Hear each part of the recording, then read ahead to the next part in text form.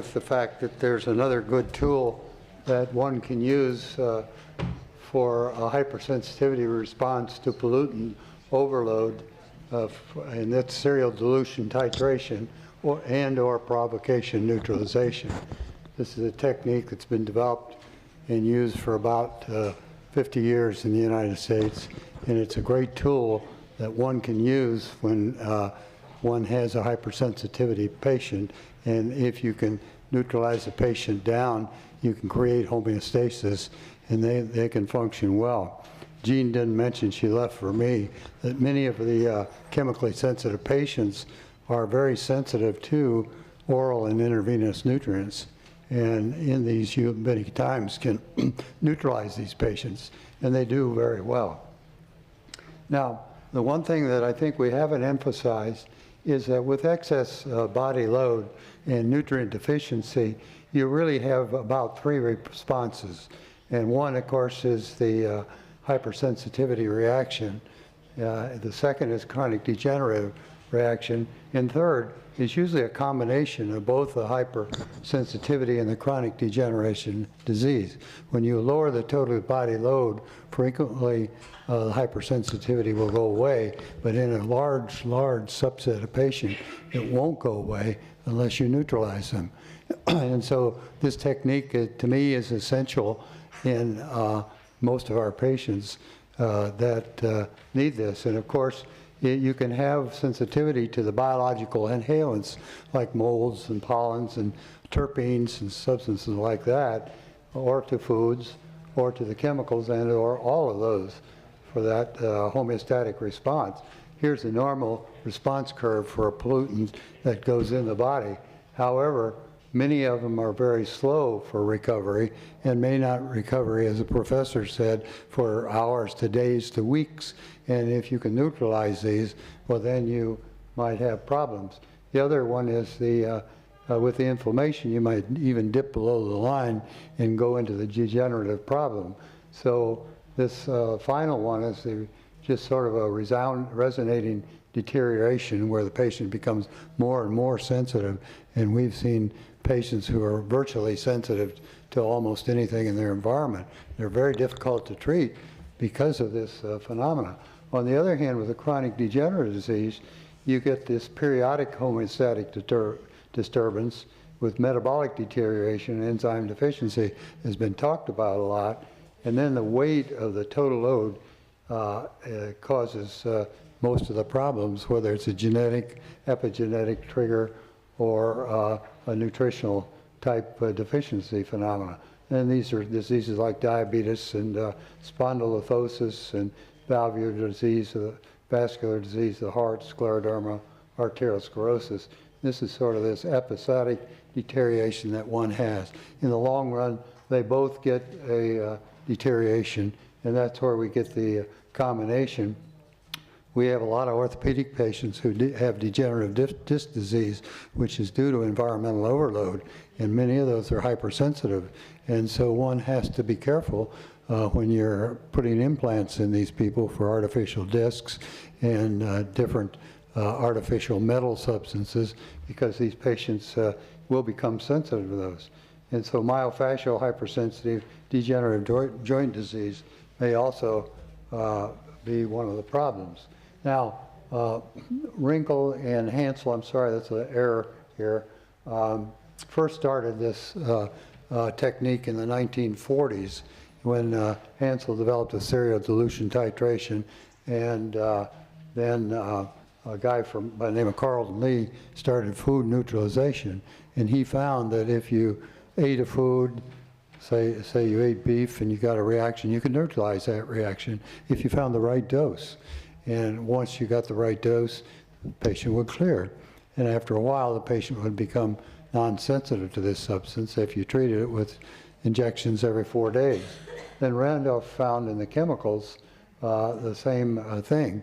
Parallel to this, there was a guy in Poland called Jansko who was working with animals, and he found that in the animals that his description was strange enough. If you get the right dose, low dose of chemicals, you can neutralize the chemical for that particular reaction. And so even though they didn't know each other at the time, there was confirmatory evidence of this when it was developed.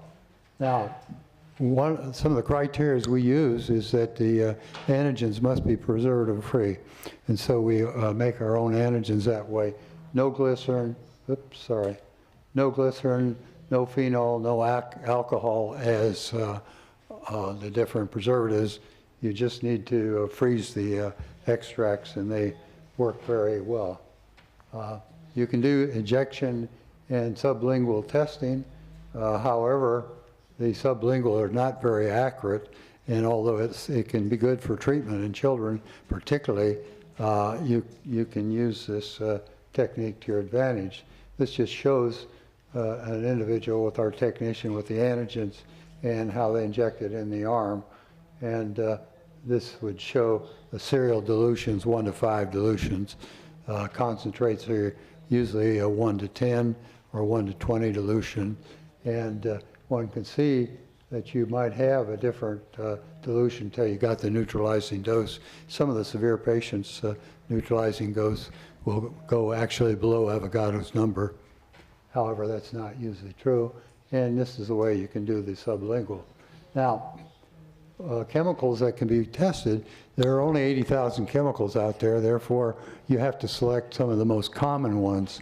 And the ones that we use, natural gas and propane gas, and diesel, unleaded gasoline and diesel, formaldehyde, chlorine, phenol, cigarette smoke, ladies' cologne, orris root, men's cologne, fireplace smoke, news material, hexanes, benzenes, xylene, toluene, trichloroethylene, and ethylene glycol. But we may make out a tailored vaccine for the patient if they're around something that needs to be neutralized and they cannot avoid it. And I don't know how anybody doesn't use this tool, because in some patients you just can't get them well without it. And I think this is an example of our series years ago of environmentally triggered cardiac disease. This was published in 1978, and I think we've had maybe 1,000 more patients or 2,000 more environmentally triggered cardiac disease, in which they had reactions to foods. These are challenges, and these are double-blind inhaled chemical challenges in ambient doses, and we neutralized these patients, and have subsequently, they've done very well. This other series that we reported is one in which thrombophlebitis was our baby, and we actually were able to clear the thrombophlebitis with fasting in an environmentally controlled unit, and then being able to reproduce their phlebitis with challenge. And this has worked very well over the years. Most people don't like to see thrombophlebitis coming because it's a headache and it's a danger all the time. And we've never had blood clots in any patient that we've treated afterwards. This has been the stimulating thing for us. And so I love to see them now. It's a great thing because you can fast them, neutralize them, and then have a long-term non-drug treatment, which is the great thing. You don't have to use the anticoagulants, which are hazardous in themselves. Now I'm going to go through some of the things we do in sequential order so that you know that what we can do. For example, pollens in Dallas may be different than pollens in New York, or pollens in Los Angeles, or pollens in Chicago. So you have to tailor the vaccine for the patient. And so we have regional mixes for about 8 regions in the United States, and I think we have a couple for Europe too. Then the ones, just interesting phenomena, in Dallas, Mountain Cedar comes out in November and goes to March. The problem with our area, we're in a transition area to the south, and therefore we have pollens all year round. So we have to look at that. In March and April, we would have oaks and grasses in April and May. And then in the fall, July to October, we'd have the ragweed and the hogwort. And then the terpenes which probably are much more significant in most chemically sensitive people. And as a matter of fact, in our breath analysis now that we do, terpenes are 20% of the substances that we find in a breath analysis. And so it is a highly significant chemical that a natural chemical that one needs to look to keep the patient well. And in our areas, pine, cedar, spruce, any of the conifer trees, and you may find some of those in Europe, and you may find some that are different that you might have to have vaccines for. Now, the molds, which are here all year round, along with the chemicals, can be as toxic as the chemicals. There's two aspects of the molds. One is the sensitivity, the other is the toxicity. And of course, there are now books written on molds and mold toxicities, and we're only scraping the bottom, or scraping the top, I guess you would say, of that, in that there are not enough molds or terpenes used in certain people because they will be quite sensitive to the molds, and so one has to do it. In the earth, the three most common molds are Cladosporum, Alternaria, and Aspergillus. And so that's true all over the earth. Then you have local molds that can do things. Now the black molds are the Aspergillus, the Stachybotrys, and the Rhizopus. And these molds, of course, can be inside and outside and can cause severe havoc because of their, not only the sensitivity part, but of the toxicity part. And so those people, you have to both detox and neutralize it simultaneously so that they do well. Smuts occur all the time after any kind of moisture area, and the rusts are what's on the leaves as they fall. And you may find this in some areas. In fact, you see leaves sometimes in the spring because they still haven't been swept up from winter, you know. And they have this rust mold on them, which just looks like rust, and very toxic to a lot of people. Then the rain molds. There are dry molds, rain molds, and post-rain molds, if you want to categorize these things. And it's something we can't really neglect, because I've seen these people with the rain molds that get very ill with the rain, whereas many chemically sensitive people have trouble in pre-rain because of the positive ions and the sucking up the negative ions from the earth. Well, these people, a lot of people have relief when it rains because it clears the air and clears the pollutants. On the other hand, these people who are sensitive to the rain molds, if you don't neutralize them, they'll be sick all during the rain. And they can tell you this, okay? So that's something we should do. Now in the foods, the most common ones in our clinic for sensitivity to food, and again I'll say, of the 200 foods, we've yet to see somebody who is not sensitive to some food, no matter how rare it was. And of course part of that is because of the disturbing of the neutralization mechanism in the body, and a lot of mysteries that we don't quite understand biochemically and antigenically of what it is. But milk, wheat, the two yeasts, cane sugar, corn, and soy are the predominant ones that people are sensitive to in the United States and can be neutralized for. And some of our European patients, everything except the corn, but I guess now you're becoming a corn culture too, as I see here in Spain. So you'll have that as a problem later on. Repetition seems to be the most sensitizing thing. So if you eat these substances once a day, twice a day, 4 times a day, 10 times a day, you're more likely to get sensitive to it. And then pollutants usually cause the sensitivity. Now neurotransmitters are also becoming quite prominent in the body, and sometimes they work and sometimes they don't. But certainly you can use the neurotransmitters when you neutralize them 4 to 6 times a day if your reactions come back. And routinely we would do it every 4 days for long-term treatment. Now the most common we use are the histamines and serotonins, and these are both powerful tools for stopping reactions. And I have some patients who can tell me that's a serotonin reaction. I can neutralize for it and it'll stop, and I can have others that'll tell me that's my histamine reaction. So these are some nice tools that one can use to abort reactions or clear them so they don't go on for days and days. You can clear them sometimes in 5 minutes and sometimes in an hour or something like that. Then norepinephrine seems to be the third neurotransmitter that works in a lot of patients. And obviously, since pollutant injury, first thing it triggers is norepinephrine. If you can stop that or slow that down, you can clear a lot of people. Then acetylcholine, which doesn't work quite as well, and I think this is because parasympathetic nervous system is not quite as strong as one would like it, and dopamine, which will work sometimes, and then the cholines.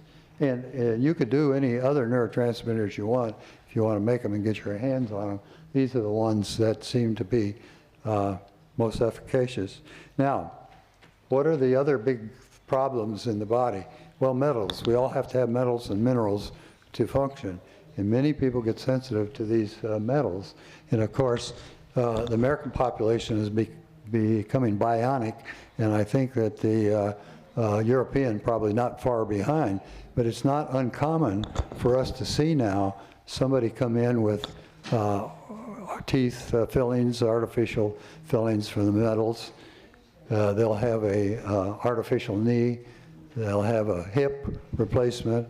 They may have a shoulder. There's a whole group of trauma patients that have jaw implants. And if you've never seen a jaw implant causing pain, you've missed something, because these people are more miserable than anybody I've ever seen. And it triggers them off. They're on morphine and codeine daily, and sometimes 3 times a day. And someone will tell you that the instant I had that implant put in, I felt unwell, and I had a different kind of pain. My pain from my arthritis or my trauma went away, but this pain was different. And so you have to look into that, and you can neutralize these, which is the nice thing. And you have to, of course, lower the toxic load, the total body load, and you have to replace the nutrition, but it does work. Now, some of the metals continued. I guess we named about some of these, but stainless steel, copper, gold, porcelain, titanium is now touted as the inert metal. Well, it may be inert, but I'm going to tell you right now, it's hypersensitive metal. And a lot of people react to titanium implants. And then there are 2 types. One are titanium implants pure, and the other titanium alloys. And you have chromium, copper, chromium, cobalt, aluminum, molybdenum, and nickel in the titanium alloy. And a case that always stuck in my mind, because it taught me a big lesson. So I had this young girl, 26-year-old, come in, and she'd had broken her jaw to the point it was shattered, and they had to put in a titanium alloy implant. And she was one of those patients that said, yes, her pain went away from the trauma, but she had a different type of pain, and it was excruciating. And morphine every 3 hours would not stop it. And she was very lucky, because the surgeon who did the procedure knew of me, and I'd helped him out before on some implants, and he sent her over.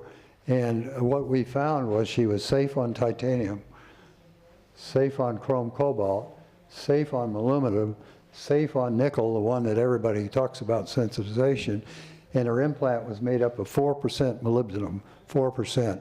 We neutralized her for molybdenum. She instantly got relief. And we gave her the shot daily, and then anytime she needed it, and then 4 times a day. In 6 weeks, she was totally pain-free. And in 3 months, she was off her neutralization for it. And so that's been 6 years ago, and she's never had any pain return. So some of the things you can do with this neutralizing technique are very, very, in my opinion, very efficacious. And not only that, they keep on teaching you lessons all the time. So we, every time a patient comes in with implants now, what we do is demand the medical safety data sheet that's in our country is required to, I don't know, is it here too? Yeah, it's required that they give it to the patient. And that lists all of the substances or materials that are in there. And if you can get them and neutralize them, a lot of times you can really have them do very well. Now there's the other side of the implant situation, and that's the synthetic Dacron, nylon, polypropylene, acrylic, methyl methacrylate, silicone, polyethylene, and Teflon. And we see a lot of those because of a lot of this is used in cardiovascular surgery. It's used in general surgery for repair of hernias, used in all kind of other all kind of other implants. And so don't overlook the fact that these substances cause solution or problems, and you can neutralize them just as well. Now, there are sometimes we have them taken out. Anytime we can take an implant out, we do it. For example, a lot of people had trauma and they'll have, you know, rods and they'll have screws in them and like. I always not only neutralize them, but get them out of there because it'll cause other symptomatology of chemical sensitivity, and it'll cause things that you don't even realize, GI upsets, or also there's an electromagnetic problem because they act as antennas, and so you want to get them out if you can. Well, it's hard to replace a heart valve. However, most of the heart valves now we try to put in the pig valve for the mitral and the homograph, aortic homograph of the human from human cadavers for the aortic valve. So there are valves that you can put in that way. So there's probably nothing in the body that one can't substitute naturally. Sometimes they don't like to do it because the ribs for the jaw implants don't hold up quite as well. But then if you're faced with one of these catastrophes, why, maybe that's okay too. There's plenty of ribs to be replaced. Hormones. Hormone neutralization is a very, very precise type problem, and the gynecologists know all about this for premenstrual problems and for intermenstrual problems, and certainly we've seen people that have problems with estrogen, LH, progesterone, testosterone, and human growth hormone, melatonin. And we ran a premenstrual clinic once. I had a physician who loved that, and I don't know how you gynecologists tolerate that, because these girls would all of a sudden be very nice and wacko. Once they got premenstrual, they'd be crazy as loons. They'd call up and cuss us out and everything. But we knew then whether our neutralization was working or not, you see. And it usually takes about 3 months to neutralize the severe premenstrual patient, but it does work. And the other thing you don't want to forget is that in the mid-cycle, there's testosterone that's put out a little bit, and we've seen some females sensitive to the testosterone, and certainly we've seen a lot of males that have. So these are kind of tricks that one learns with the neutralization, and I would challenge the people who do the homeopathic treatment of this that if it doesn't work, you ought to be doing the neutralization, because I think neutralization is, after avoidance, it's the theme, and then homeopathy is the next line of defense down there. And I'd be interested in Dr. Jock's opinion of that when he starts doing that, you know. Okay, and we've talked about the chemicals some, but so many people come in intolerant of all these substances that are here, and one can neutralize them. Remember, again, there's toxic doses, there's hypersensitive doses, and so you have to lower the total pollutant load, and you have to go ahead and neutralize them, because as you've seen a lot of those folks around here wearing masks and everything because they can't tolerate the odors in this room. And if we were to have an extract of it, we might be able to neutralize 80% of you with this. We've talked about the terpenes some. Again, the odor of the plants, one needs to go. And we've talked about these. Now look, there are other plants that have terpenes, particularly the desert plants. And I will bet you that in Spain, there are some other odorous plants that bother people. And of course, if you build a house of pine in the inside, or build a cedar house, or build build one. I know one famous biobiologist in Germany he was very toxic and couldn't function very well, and his whole center was built out of pine. And you walk in there and a pine terpene would knock you over. And that can be that devastating, okay? I thought I'd close with a couple case studies because they're simple and yet they're complicated. This was a young guy who had rheumatic fever, and he had a mitral valve replacement for his rheumatic heart, and he had a failure of cardioversion and with continuous atrial fibrillation. And 1 year prior to our admission, he had incapacitating supraventricular tachycardia, which was stopped by a drug called Inderol, but always experienced incapacitating weakness and bradycardia from it. They couldn't get the dose right. He obviously had supersensitivity to that. They were contemplating replacing his mitral valve because of this, and this was done out at Stanford, very famous university in America, which knows everything.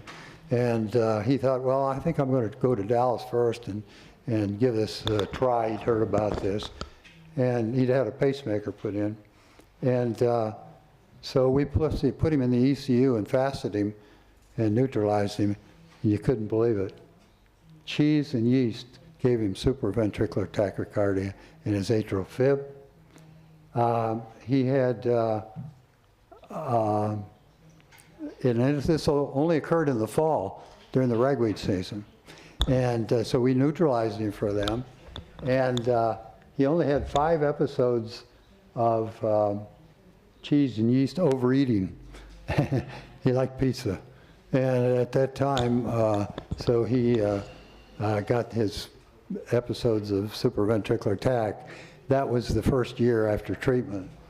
He's now 17 years follow-up, the same mitral valve replacement, didn't have to replace the valve, and he's had no medication. He's been doing well all this period of time. So that's the kind of thing you can do with some cases, you know.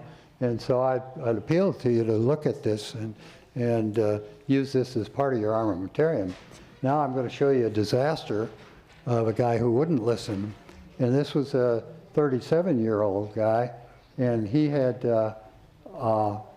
bigeminy and was incapacitated with this. And his gamma globulins were a little bit low, and his eosinophils had dropped way down. And we tested him in a double-blind manner, both inhaled and intradermal, and the guy was sensitive to formaldehyde. Well, guess what his job was? He was an undertaker. His father was an undertaker. His bedroom was above the embalming room for his 37 years of life. And so he'd gotten sensitive to the formaldehyde. We were able to stop his arrhythmias, and we were able to reproduce all of his symptoms. And he did well for 2 years. And then what he did, he moved his bedroom back to over the embalming room and went back to embalming and ended up with heart transplant. And it was totally preventable, in my opinion. So anyway, this is another physician who was, 71 years old. He was a surgeon, and he used to have PVCs all the time. And after challenge with that, we found out that his PVCs were due to alcohol, ethanol. He liked his old crow a little bit every once in a while, and he'd get that, and you could stop it with neutralization and then avoidance. So these are some of the things you could do with neutralization. It's a wonderful technique. You have to watch the patient. If they're too overloaded, you won't be able to neutralize them. But I never know who's that overloaded hardly, and I always try it first. And I think Gene does that too, although we try to select some of them out that are too overloaded, and you can't do it. Now I'm supposed to talk a little bit about intravenous nutrition, and of course Gene's told you everything I would know about it, and probably 10 times more. So, however, I want to make one correction. I know Gene uses what's that guy's name, Push, 1987, cocktail, Myers cocktail. However, Stan Dudrick in 1967 developed intravenous hyperalimentation, where you can actually maintain a patient without using the GI tract. And we have used that technique and that knowledge over the years because Dudrick had worked that. I had the honor of writing the first confirmatory paper on that. And so we've used that for about 50, 60 years, I guess. And we would use anywhere, as Gene said, anywhere from to 50 grams of vitamin C, depending on the patient. But the average one we would use would be around 15 grams. And you have to look at the source. And I don't know about in Europe, Spain, but the source in America of most of the intravenous vitamin C is corn. Then we do have tapioca, potato, and beet-derived vitamin C for intravenous use. And this does make a big difference. We have patients who just cannot tolerate sometimes 3 out of those 4. And we can neutralize some of them, but some of them we can't. And we have to avoid that. And then they can take the IV without any problems at all. So that's another thing to look into as your source. What is the source in Spain for vitamin C? Does anybody know? La fuente de la maíz, Intravenous? Is it American source? Really? So you're getting corn over here all the time?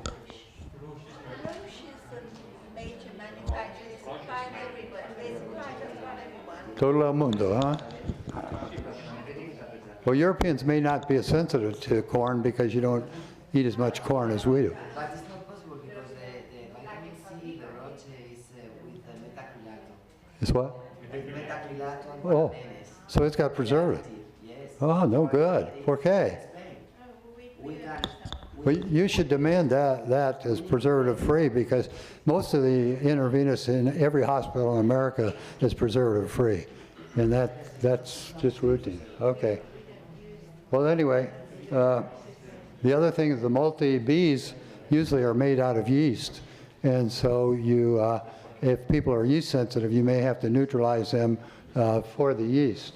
And multi-minerals, we've seen patients sensitive to every type of mineral there is. So if the patient can't tolerate it, then you would neutralize them for it.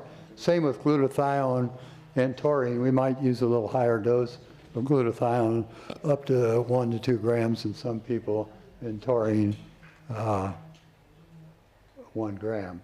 The other thing is we left one out here, I guess. I guess it didn't get included.